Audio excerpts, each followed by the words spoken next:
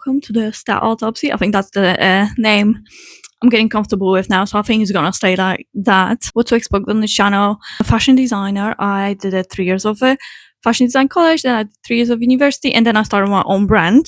And I ran that for a couple of years, but recently I decided to take a break over last year, and I think I'll take like 2-year break from actually releasing new products, new collections, just so I have a time more to think about what style do I want to take my creative brand to and what to do with it. Because at the moment I had like few situations. You probably will be able to see these stories on this channel. Like I got robbed so many times and so many strange things happened to me in my creative journey that I decided to take a break, start a YouTube channel to still have like creative things to do and to look at fashion, to talk about it, to don't feel like totally detached from like fashion creative aspects. So that's why I want to do it. So what you'll be able to see in here will be some sewing, some reaction videos to fashion show.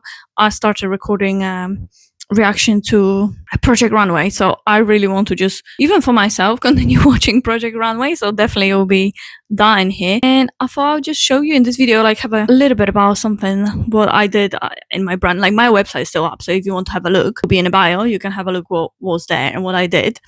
But I thought I'll show you my first products that I have released a couple years ago and I still have, and I thought it would be just fun to see. Like all my brands, everything that I did was fully funded by me. Everything that you see I organized, and I spent my own money that I worked in different jobs that I was making for. So it's not like story of a full independent fashion designer. So I feel like a lot of times you see nowadays people coming up with brands, but they're either like big influencers, some different companies backing them. This is, if you want to be a fashion designer, these are the, and you don't have a funding, you don't have a family money, these are the situations that might happen to you. So I think like it might be interesting. Someone might help somebody to make decisions or not make mistakes that I made that led me to taking a break. So see, I'll show you my first bags that I released, because obviously all the clothes and everything I made, but I felt like it was really big commitment for me to order products, because obviously you need to bulk order, like there is minimum quantities that you need to order. You need to commit to spending a lot of your money, because it will be like 30, 40, 50 units or sometimes even more. That's a minimum quantity order. And if you want to release that product, you first need to buy it with your own money. So really exciting. I remember when I got my first bags, I was just so excited. But then I was also so scared. I was like, oh my God, I spent thousands of pounds and it might not sell. And some of it sold, some of it I still have. But yeah, let's have a look. So my first bags, first designs that I bulk ordered. This is the first thing that I bulk ordered for my brand. It was these bags. These are leather, handmade in Poland bags. They're quite glossy. They don't really, that's one of the obstacles that initially I had. They don't photograph well. This bag is not this glossy in real life. It was really hard to photograph in flattering lighting. Like you can see, the white one looks so much better. Wow, it's cream. So yeah, all the details. I'm sure these bags I use, so these are used. And like even think about those details when I was like designing, it was so cool because I could talk to the factory. So there's a magnetic closure, because I really wanted to be like this. I didn't want to like flop about like you have in some bags. I wanted it to close and hold.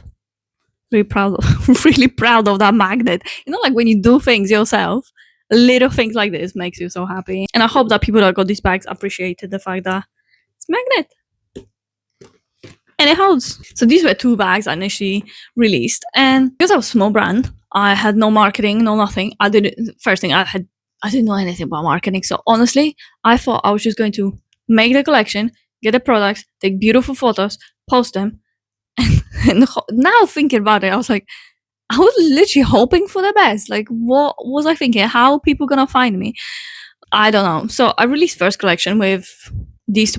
First collection I released, it was just like pieces.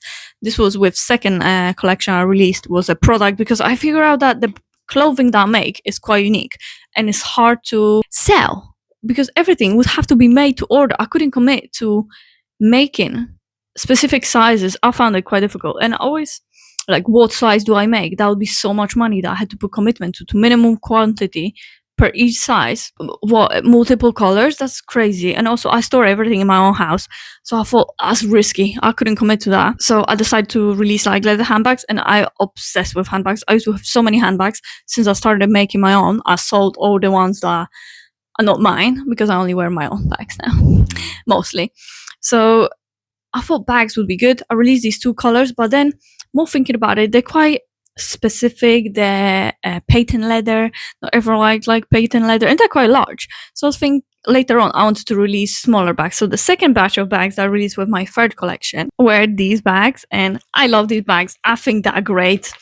I'm so happy. Like, that's one of the things I'm really happy about, that even that I spend money on it. I released it. A lot of it I haven't sold. A lot of things I do have it because there was minimal quantities that I had to order, and not everything I managed to sell. But looking at those, I don't regret them. I look at them and I think this is great product. Love this product. It is so good. Super happy with it. If I don't sell them, I'm just going to have a restock of bags forever. So that's one thing I think to think about when you make anything. Love it. Release the things, only the things that you can stand by and you know that you're going to love it, so you don't going to feel disappointment. Because I look at these and I'm like, maybe they cost me, maybe it was bad business decision, maybe I didn't market it correctly, but I love it, I wear it. I don't think I need any other small bags in these colors. I don't buy any because these are classic enough, and quality wise I'm satisfied with it. So I'll show you. This is the mini version of the first one. I think the first ones initially were going to be smaller, but I just didn't make good decisions. Obviously, you learn on your own mistakes. So I released the mini one with a different side. And again, magnet. I feel like this makes such a big difference. I just love these magnets in here. And in this one, because I thought, what if like you put your phone, someone can grab from it, doesn't have a zipper. It just clasps like this. So I added like little flap on the inside, also magnetic. So it holds in place. So nobody can just put your hand in there and grab it. Detachable. Super cute. Like, even now, I'm like, I love it. Even if I spend money on it, I think this was great. Great money spent. So these are leather, made in Poland. Inside is a cotton lining.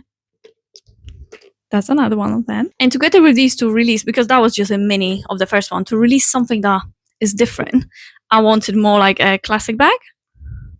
So, but classic, but with a little twist. So you can see, you might initially look at this and you're like, there's lots of bags like this. But if you look up close, the cutouts are, it's not focusing. I'll do shots later and add them. So the cutouts, that you can see all the shapes, all the detailing, the 3D detailing, that's the unique part of it. And that's soft as well, so it's not sticking like this. You can have top handle. It's really light, smooth leather. It doesn't scratch, actually. I was surprised because I got smooth leather bags from Coach, but they're very delicate leather. They scratch a lot. You barely touch them and they scratch. I love them, but that's unfortunately the nature of the leather. And these don't really scratch. So I was impressed with my own product. I got it and I was like, I'm surprised it doesn't scratch. It's great. These ones have stuff in it, so I'm not gonna show you the inside, but I'll show you the pink inside because it's the same bag. And then I have the pink one. Again, magnet, looks super cute from the side, very wearable, adjustable straps, cute. It's much deeper. Again, another obstacle came with this color. This color is much darker and much more like peony, like rosewood kind of peony, but it looks very bright. It looks very bright on camera. It was not photographing very easily. So again, you can see the 3D detailing. That continues over here, and the inside matches with little logos. So again, I love this bag. I wear it a lot. That's my like pop of color. So I'm still super happy, even though this was probably one of the biggest costs I did, one of the more riskier purchases for my business. But I love them. I don't regret it. I thought I'll be like showing here what I've done in my business. Maybe if you guys have questions, if you guys just thinking about starting a business, ask me questions, or if you just curious, let me know. I'm happy to help, and I'm happy for people to learn on my mistakes. Like, I posted a video already about how many times I got robbed and how I got robbed. It happens to so many designers, and some of these things are avoidable if you know this is possibility. I didn't know. I was quite young when I was starting all of it. So yeah, I thought in this video I'll just show you my bags to see what I made, what I'm proud of. There'll be parts that I'll talk about my business on this channel where what I'm not really proud of, what I, about my mistakes. I wouldn't say like, oh, I know I said it, I'm not proud of it. I've learned on it. These were my lessons, really. So I thought on this channel you'll be able to see. I'll post some of my clothing as well, what I did, like collections. I'll post a link so you can we can get to know each other. And that'll be one of the things you'll be able to see on this channel. It'll be a little bit of trends, a little bit of fashion, a little bit of DIYs, and in future, if I stick with it, because I tend to have ADHD brain where I don't stick with things I start, except this brand. This brand was the only thing that I stuck with.